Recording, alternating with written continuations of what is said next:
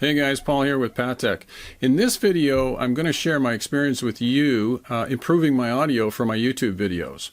Now, everything I'm going to show you is equipment that I've purchased myself, so this hasn't been sent to me by anyone. I'm not promoting anything for anyone. The first microphone that I'm going to fill you in on is the AT2020, which is what I'm recording into right now. That's going into a Saramonic Smartrig Plus with the gain set to about 4 on the dial.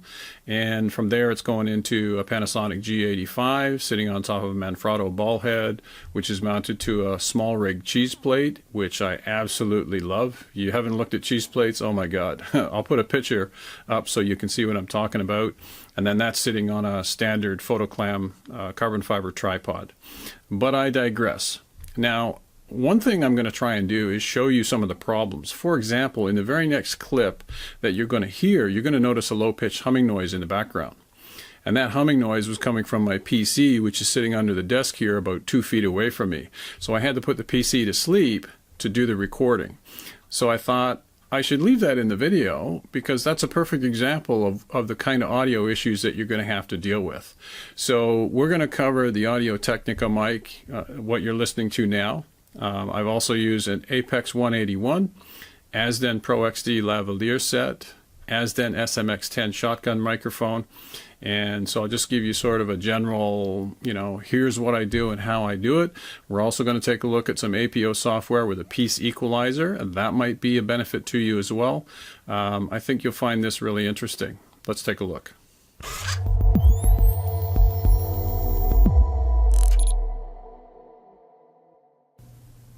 Okay, so let's get into it. The number one microphone, or the microphone that I've used the most since starting my YouTube channel, is the H2 Zoom. And this is the older version. I think this is the first generation of the H2 Zoom. Fantastic mic, accepts a SD card, takes 2 AA batteries on the back. You can link it with a USB cable to Mini B and run it to your computer and record directly into your laptop or your desktop, whatever you happen to be using. After that, I upgraded to the more current version of the H2 and again had great success with it, but just wasn't giving me the kind of nice fat audio signal that I was looking for. So I decided to up my game a little bit, and I dug into my I've got a bin here with just all kinds of audio parts and stuff, and I found an old Apex 181 microphone, which is a USB, and I'm using that now to record screen captures directly to the computer, but it has the ill-fated gain issue. Like a lot of microphones, especially USB mics, they just don't give you a loud enough signal and you have to boost the gain. So I'm going to show you how to do that, taking this microphone into my Windows 10 machine and using Camtasia 9 Studio. It has a great feature for boosting the gain, and then there's another little software program that I use. It's a piece equalizer. I'll show you that, and then we'll talk a little bit about the rig that I'm talking to you on right now, which is incorporates an AT2020 microphone. So that's an Audio Technica 2020 going into a Saramonic Smartrig Plus, which plugs into a Lumix G85 camera. So let's take a look. Okay, so what you guys are looking at here is my Apex 181 microphone. It's mounted on a Rode PSA-1 stand, and I basically had a dual monitor setup, and so this is, it looks like that's the image in Capture One that I just took to show you the layout of the desktop and the configuration, the mic and all that. And I can just bring this up into view of the camera for a second. So it is indeed the Apex 181. And I just want to be clear about something, that the Apex 181 is not a very good microphone. The gain on it is so low. Don't go out and buy a used one by any means. There's so many better mics like the AT2020 at this point in 2019. You got so many better choices. So I'm just using Apex 181 because I've been able to get it to work for me, and now I'm going to show you how I get it to work and in Camtasia and what I do with the gain settings. So let's take a look at that. Okay, so now I'm going to show you what I do with the Apex 181 microphone to boost the gain if I'm not happy. Like the last clip that you heard is a little bassy. It's a little heavy on the bass. It could be a little bit brighter. So I'm just going to go to my desktop here, and I'm going to open up the piece equalizer.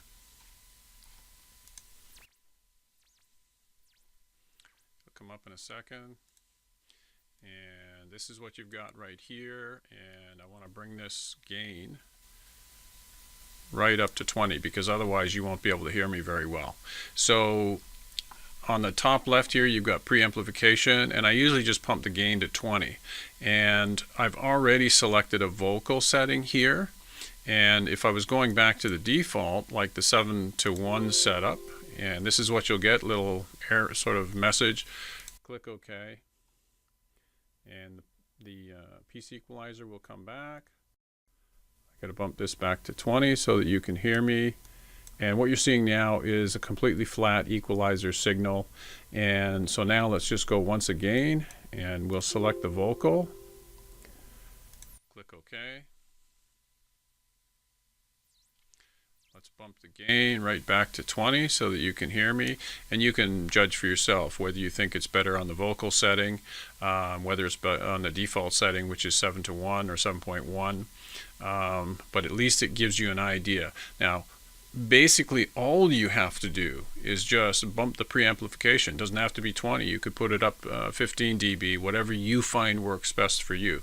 But this is 2 free little pieces of software that have helped me with this not so great microphone, and maybe it'll help you too. Okay, one last little adjustment that I want to show you before we step away from how I do the screen recording.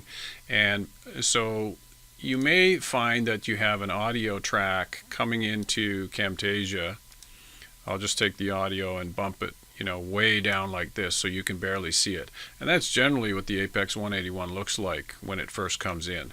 And so I'll just raise it up a little bit here for you.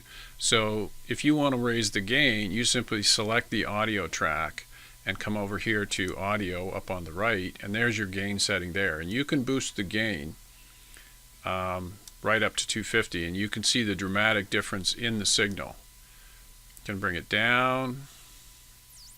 So I'm usually going from 100 up to 200, somewhere in there, and then you just play around and experiment and see how much gain you need. But I found about anywhere from 150 to 200% gain. I can do that adjustment here. Sometimes I just use the piece equalizer, sometimes I just make a gain adjustment in Camtasia. But either way, you've got 2 great tools or adjustments that'll help you get better audio for your video. Okay, so here's some handy tools that I think you guys will find useful. This is just a basic, this is an old snap-on screwdriver with some interchangeable bits.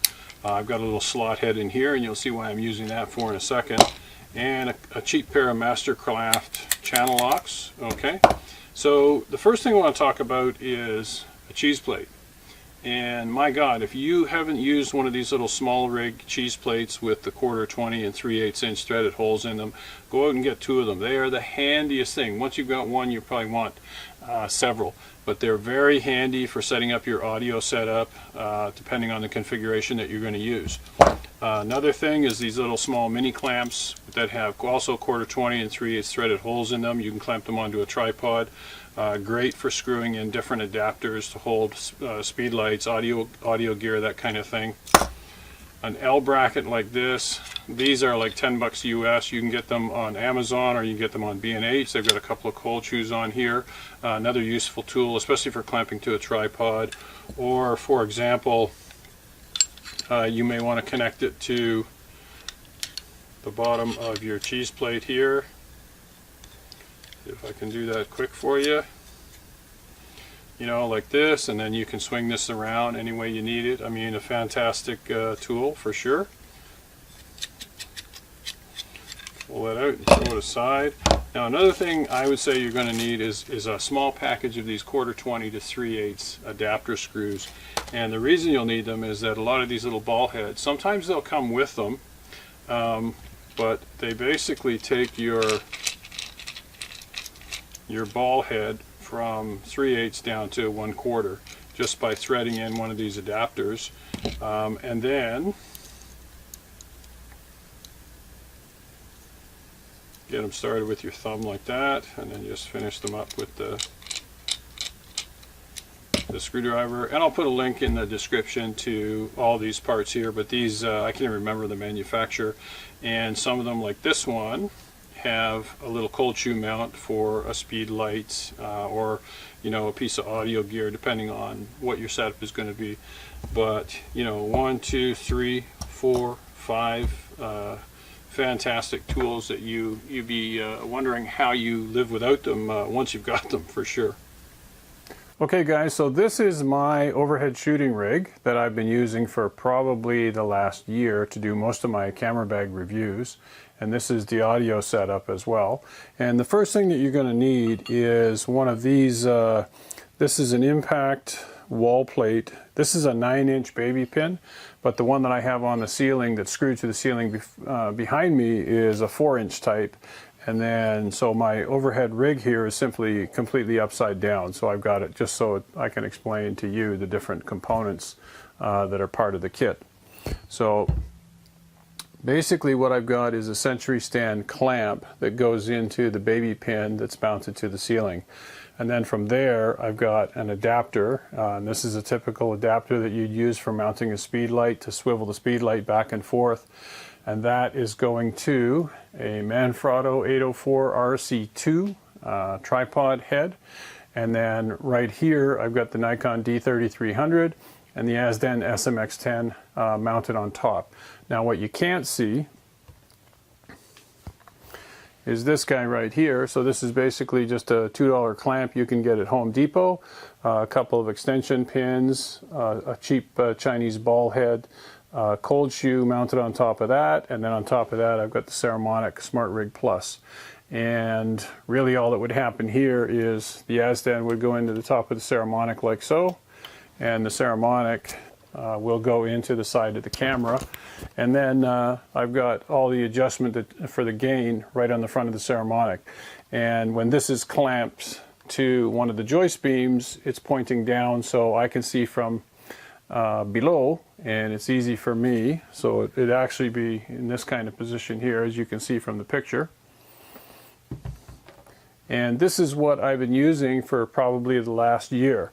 So the problem with this setup, first of all, this is Nikon D3300. I'm actually shooting this video on the G85. The G85 is by far a better camera for video because it has the flip out LCD panel screen. But the Nikon is a pretty good camera for 250 bucks. I think that's what I paid for it. It works fairly well. The Azden SMX-10, I wouldn't recommend you buy one new or used. Go and get yourself a Deity D3 Pro. It's by far, from everything I've heard, it is a much better shotgun microphone. And so in the last segment, or the last clip that you were listening to, that was shot with the Azden. And so you can see the tremendous difference even between the 181, the Apex 181, or the AT 2020, and then you go to this shotgun microphone. Wow, what a difference. Now, this particular clip, I'm shooting it with the Azden Pro XD lavalier set. And it is, apologies if there's any rustling noise, but this is what the transmitter looks like, and the receiver is mounted on the camera, and it's not much bigger. These have internal batteries. You charge them up and away you go. And I've never run out of battery during a shoot. Longest shoots I'm probably doing are half an hour to an hour, something like that. They work really well. And the one thing to note about them is that the Pro XD has an additional lavalier mic that you can get, which is the 507, which is what I'm using here to record this with. And so, if you listen through the clips in this video, you're going to see, okay, in one segment you got the Apex 181, then you've got the AT 2020, then you've got the SMX-10, then you've got the Azden Pro XD lav set. And so I think you should be able to get a really good idea what works and what doesn't work. So the next step for me to up my game as far as the audio goes will be the shotgun mic, which is the Deity D3 Pro. I think that's the one that I'm going to switch to in a month or so, as soon as they come back in stock. For $199 US, I've heard such good things about that mic. And I'm quite happy with my Audio Technica AT 2020. I may at some point pick up a little Behringer 2-channel audio interface so that I can run my AT 2020 into the computer if I get tired of using the Apex 181, but we'll see. So I think that just about wraps it up for this one. And for heaven's sake, whatever you do, you know, if you have questions about any of the stuff you want to connect in, drop me a line in the comments or shoot me an email to phillfx, PHILLFX @gmail.com. I'm happy to talk to you about this kind of stuff. I'll get back as quick as I can. I'm getting more and more emails these days about this, that, and the other thing, especially camera bags. So I'll try and get back as quick as I can. I hope you found the video useful as always, and please don't forget to subscribe and like the video. That helps me to come back and do more of these things. I really enjoy doing these kind of videos for you. And yeah, I can just share my little adventure here with you guys as I, you know, improve my audio step by step, and hopefully that'll help you to some extent, and we'll both win. So take care, and we'll see you next time. Bye now.